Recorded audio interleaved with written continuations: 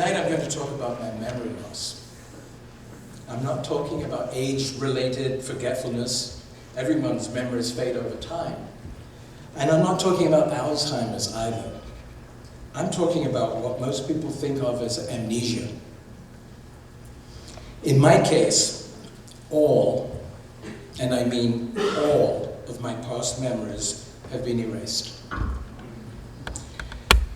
They're all in a black hole, and I cannot enter, as if my life had not been lived by me, but by someone else in a parallel universe. My awareness of life is only of the present or very near past. Memories I make of new experiences start to fade right after I make them. Then they too disappear in a relatively short time after that into the black hole. But they disappear sometimes days, sometimes a few weeks. I can practically see them sail away over the horizon, never to be seen again. Occasionally, an isolated memory fragment survives my memory eraser, and a snapshot of a single scene from a past event pops up in my mind. It's like a child's toy that has survived a hurricane and is lying undamaged in a ruined and destroyed house. This toy survived. My fragment survived. I can wonder what happened before and after that fragment, but I'll never know. If I ever found myself on a desert island, I wouldn't be able to console myself with recollections of my life, my family, and my friends. All these rich memories that sustain most people would not be available to me. I can watch a movie and re-watch it a few weeks later without remembering that I've seen it before, even if I know, or someone tells me, I've seen it before. It's the same when I read a book. It's awkward to have dinner with friends and then a few weeks later when they mention it, not remembering the evening at all, let alone whether we had drinks at our house or theirs, or if we'd gone to a restaurant or eaten at home. It's particularly embarrassing when someone asks me, innocently enough, remember when? Then either I have to explain my condition, which completely colors the conversation, or I have to lie, or if I'm lucky, my wife Sarah, if she's there, tactfully steps in to protect me. One way I deal with the loss is to consciously, keep the paper separate, is to consciously or sometimes even unconsciously memorize the fact or the story of an event, sort of like learning a poem, which I can then repeat informally in a later conversation as if I really knew what was going on.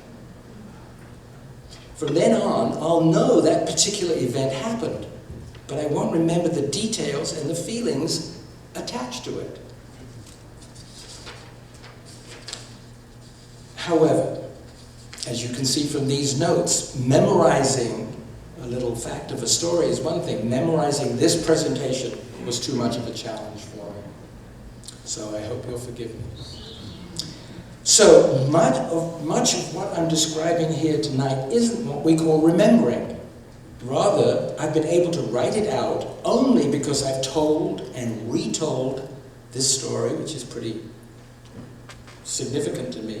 I've told it numerous times since I first discovered the memory problem. But it's not because I really remember the events that I'm describing in it.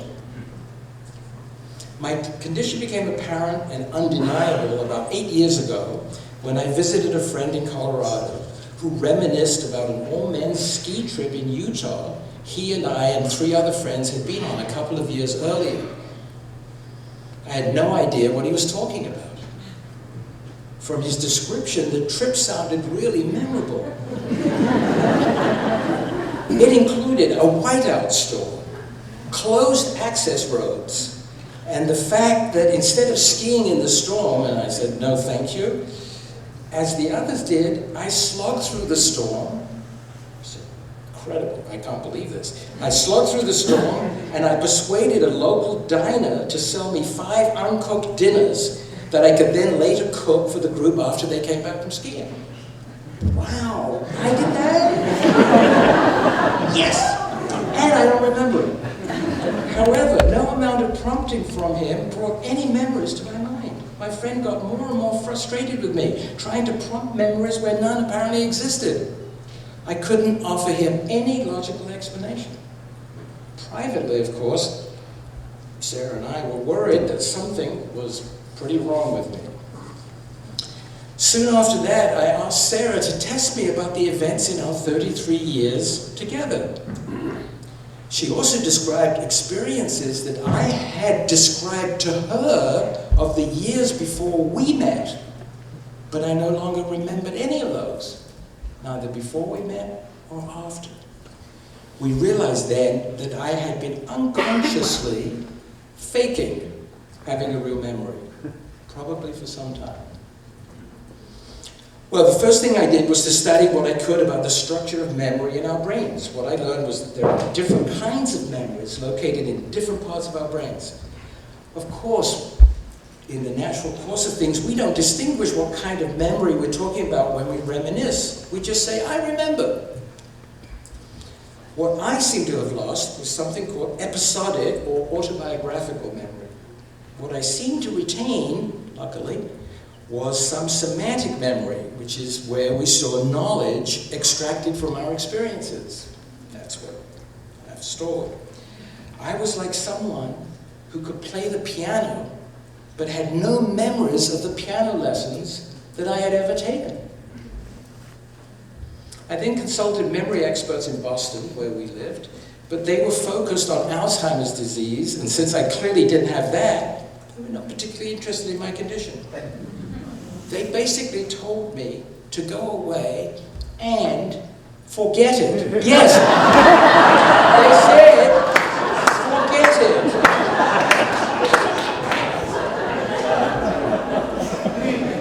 And get on with your life. Thanks, Doc. Eventually, I was given a referral to a neurologist in England. Adam is his name, who had written scientific papers on my kind of memory loss. Based on his research study, he was pretty sure what my problem was. Great. He said it's temporal lobe epilepsy. The temporal lobe, he said, is where autobiographical memories are processed. Yes.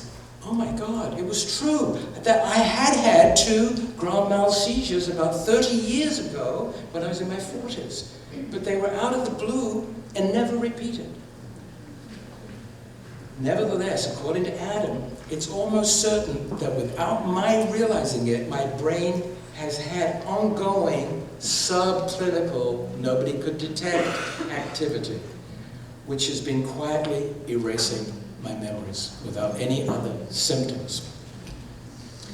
It has probably been ongoing, he thought, long before the seizures, and it continues to this day. Since I played a lot of sports, it's possible the abnormality even began as a result of a sports injury when I was a teenager. We'll never know. And it doesn't really matter whether we know or not, because understanding is the booby prize in this case, because there is no cure. My memories are gone forever, and new ones will continue to disappear. What's it like then when I'm alone, you might ask? Well, the good news, and also the unexpected news, is that even though I can't recollect my feelings in tranquility, as Wordsworth put it, I don't really feel the pain of missing the lost memories because my mind simply doesn't know what it's missing. It's very, very bizarre. I keep pinching myself, saying, you should be in tears. My mind doesn't think it's missing anything. It's very strange. Anyway, still, it's strange for me not to have the pleasure of recalling my past the way other people do, and not to be able to experience This has come up recently. Not to be able to experience the pleasure of nostalgia for the past the way other people can. I see other people enjoying their lives that way. As you can imagine, it can be upsetting for friends and family who have shared experiences that they can recall, but I can't. Sarah particularly can't re-enjoy with me the more than 33 years of experiences that we've shared together, our courtship, our wedding, our travels, our experiences of bringing up our 2 children who are here tonight. It seems to me, other factors come into this. It seems to me that having a normal memory creates a kind of mental scaffolding which is wired into our minds and which we unconsciously use in our daily lives without realizing it. The absence that I have of such scaffolding raises questions in my mind which are extraordinary about the very nature of my identity, of my relationships, and even of the nature of time. When I look in the mirror, for example, my mind asks itself, what do I know about that man? And I can only answer with biographical facts and knowledge of my nature, but obviously I can't recall the experiences that made me who I am. I effectively share no history with the man that I see in the mirror. Likewise, without memories about our shared experiences, I feel a similar and unsettling kind of existential distance when I think about my friends and family. Luckily, with those I see or talk to often, the feelings subside, but with others it's almost as if they're out of sight, they're out of mind. And then I see them again, and friendship is restored. Also, without the scaffolding that I talked about that's provided by past memories, my sense of time is warped. Unlike those with normal memories,